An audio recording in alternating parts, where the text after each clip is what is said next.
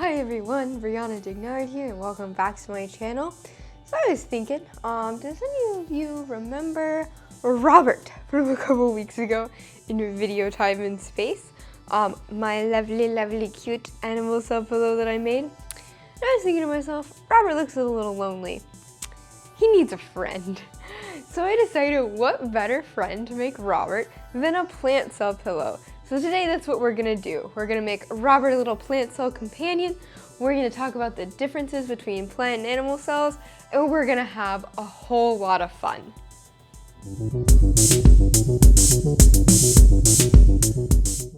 Since I've already made an animal cell, the process I'm gonna use to make the plant cell is very similar. So go check out my animal cell pillow video if you haven't already. It's super fun. And that really talks you through the step-by-step of constructing the animal cell. This video, the sewing is gonna go by a lot faster since I talked about it all in my other video, and I'll really be focusing on the differences between plant and animal cells. But first, let's gather our materials. Let's go over the materials we need for this project. So we have two different fabrics that we have a large amount of. These are gonna make up kind of the body of our plant cell. And then we have different scraps of fabric that we're going to use to make our organelles or cell parts. You can see some of them I already have labeled to remember what they are. I'm gonna use the same fabrics that I used last time for the same organelles, and you'll notice one of them is missing. See if you can guess which one that is, because a plant cell doesn't have this type of organelle.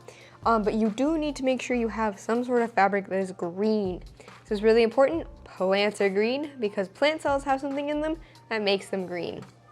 Then you'll also need just some scrap paper for a pattern, just pins, thread, needles, scissors. This is the tape for taping together my pattern pieces. These are my craft eyes because of course I'm gonna add eyes to it.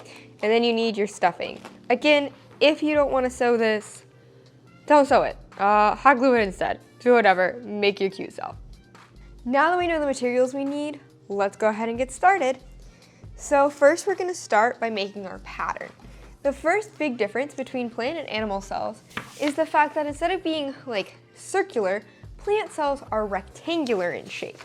So I'm gonna take my just scrap pieces of paper here.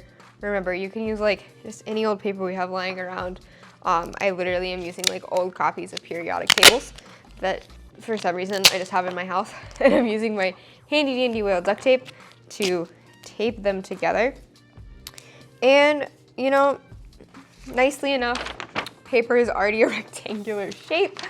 So that's great. We don't even have to really do much cutting unless you want to change the side of it, or I'm actually going to round out the corners, but I'm probably not going to cut it out of my actual paper. Probably just do that on my fabric. So first let's start with what plant and animal cells have in common, and that is plant cells still have a cytoplasm. So we still need our cytoplasm piece. So we're going to cut out one of those out of our pattern piece here.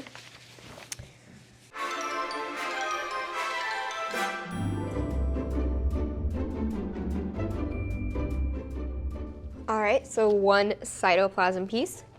And plant cells also do have a cell membrane, just like animal cells do. Remember that cell membrane keeps everything inside, lets stuff go in and out of the cell when it needs to.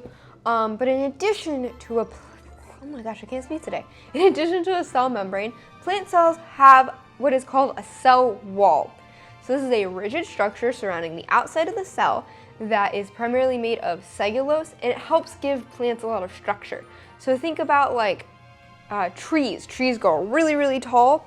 Humans or other animals don't grow as tall as trees, and some of that is helped by that rigid structure that plant cells have of a cell wall. So I'm not going to give my plant cell both a cell membrane and cell wall just because that would be weird to sew, but remember they do have both. And instead I'm going to cut out a cell wall piece.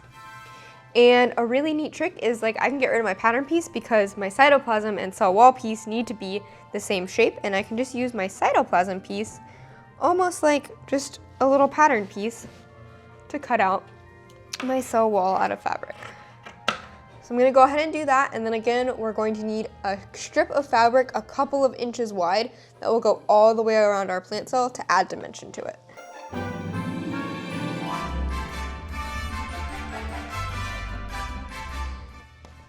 All right, So I have my cytoplasm rectangular piece, my cell wall rectangular piece, and some, whoopsies, couple of strips of my cell wall fabric that's gonna go around the outside of a cell. So we're going to set aside our cell wall pieces for later in the construction period of our cell. And we're just gonna be working with the cytoplasm. Remember, that's like the filling of the cell. It's where all of the organelles are present. And we're gonna start with all the organelles that are the same inside of a plant cell that the animal cell has too. All right, so plant cells also have a nucleus. Remember that nucleus is the kind of brain control center of the cell. It's containing all of the information that the cell needs to carry out its daily processes and functions.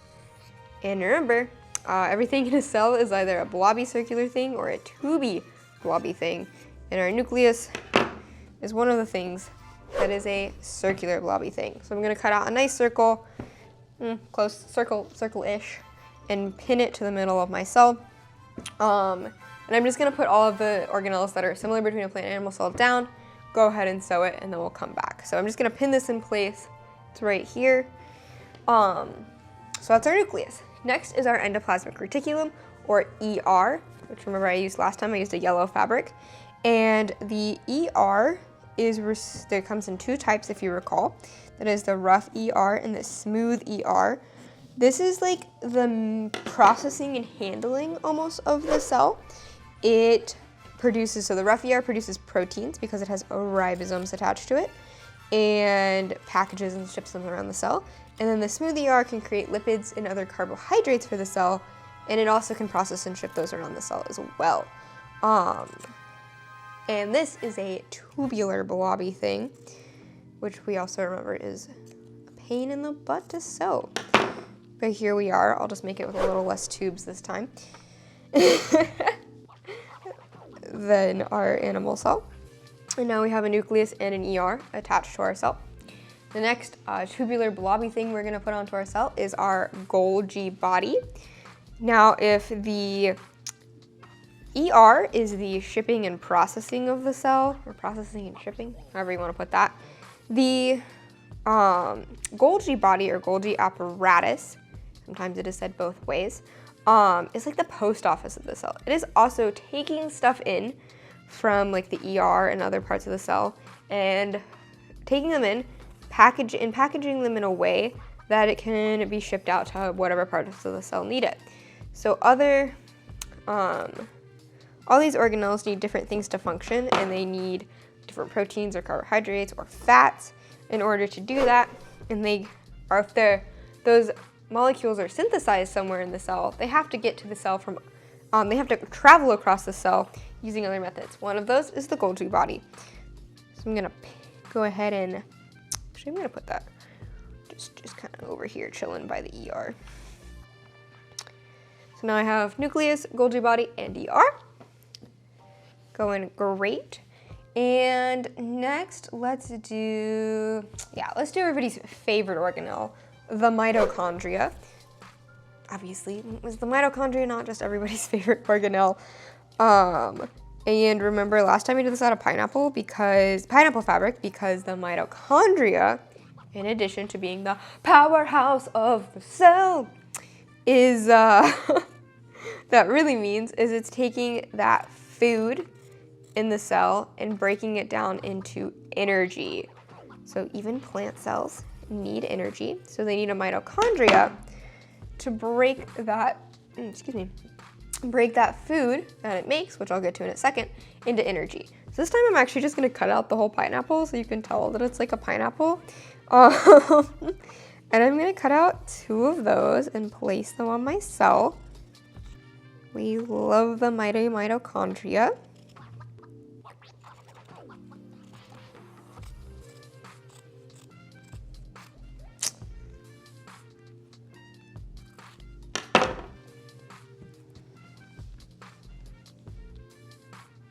I'm just gonna pin those on there.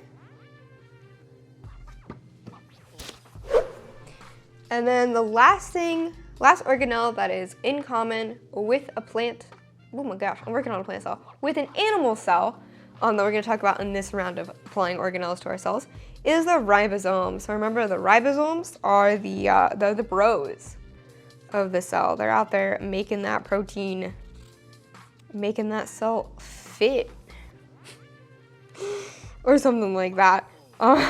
Proteins, again, are very important in cells for transporting messages, transporting information, and making other cellular pathways function.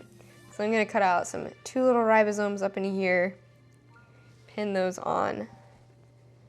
So now what I'm going to go ahead and do is right now we have everything that would be exactly the same between a plant cell and an animal cell pinned onto our cytoplasm piece, and I'm going to go ahead and sew those down using a zigzag stitch again, and I will see you after that is all accomplished. Okay, I have sewn on all of the organelles we were just talking about to our cytoplasm. So now let's talk about the differences between a plant and animal cell, in addition to the fact they're rectangular in shape and have a cell wall. So the first being in their vacuoles. You're like, Brianna, you just said that we already sewed on all the organelles that were the same between plant and animal cells. That was mostly true. But plant cells still do have vacuoles. The main difference though is whereas you remember on our animal cell, let me get Robert. On our animal cell, we have multiple, there's 1, 2, 3, there's like a couple of different numbers of vacuoles on here, and they're smaller and they're scattered throughout the cell.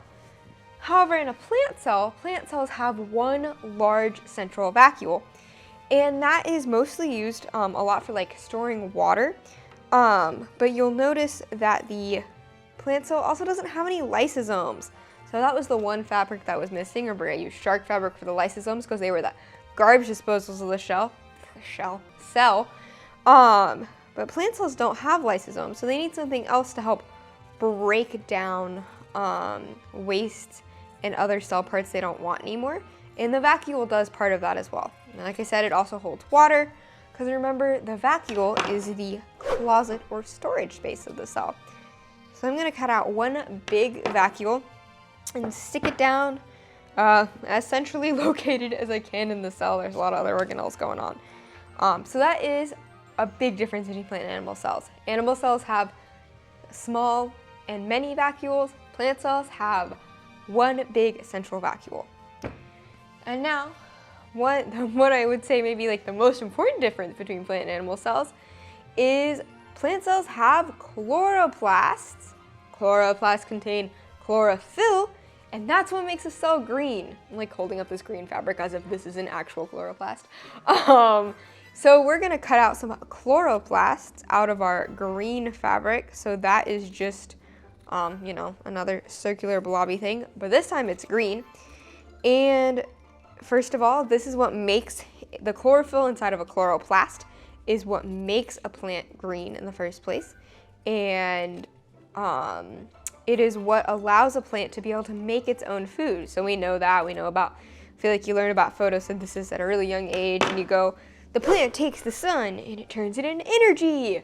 Well, that is close to being true, where the chloroplasts take the sun's energy and they turn it into food in the form of sugar. Very important. So the chloroplasts are making the food for the cell. And then it's that mitochondria that takes our food we've made using the chloroplasts and turns it into energy.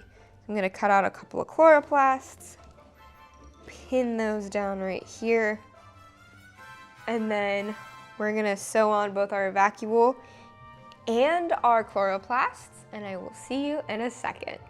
Ta-da! Our plant cell is almost officially a plant cell now. It has both a large central vacuole and some chloroplast on it. And now it's time to put our plant cell all together. So again, Robert has eyes, so this one clearly needs eyes as well. So I'm gonna go ahead and do that real quick. Like I said, using the same eyes as I did for my animal cell. These are just craft eyes. I bought this like huge pack of them from, I think, on Amazon. And they're really easy to just put in. They have a, can I talk and cut at the same time?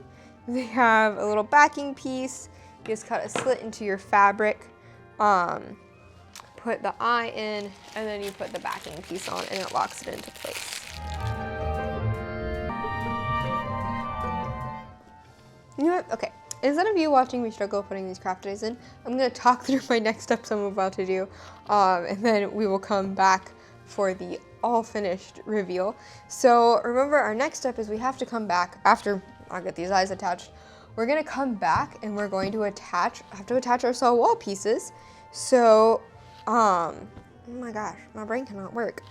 So we're gonna take this outer edge strip and we're gonna sew it all the way around our cell wall backing piece to add dimension to our cell. I go through this in more details in the animal cell video. And then we're gonna attach this when it's all attached. When these two pieces are attached together, we're going to then attach our cytoplasm piece to our cell wall piece, leaving enough room to turn it inside out again and to stuff it and to sew it all back up, and then our plant cell will be finished. So I'm gonna add some eyes, sew it up all together, stuff it, sew up that gap. All these steps are repeated with a lot more clarity in my animal cell video, and I will see you after I do that. My plant cell has been put together, is all stuffed and sewn up, finally got those eyes in, and is ready to go. Look how cute she is. Of course, I feel like, I don't know, this plant cell is just feeling like a she. Again, I'm telling you, adding eyes adds a bunch of personality. And I feel like Cleo and chloroplasts go well together. So everybody meet Cleo, my new plant cell pillow, and new best friend to Robert. So today we made a plant cell and learned about the differences between plant and animal cells. So let's review those real quick.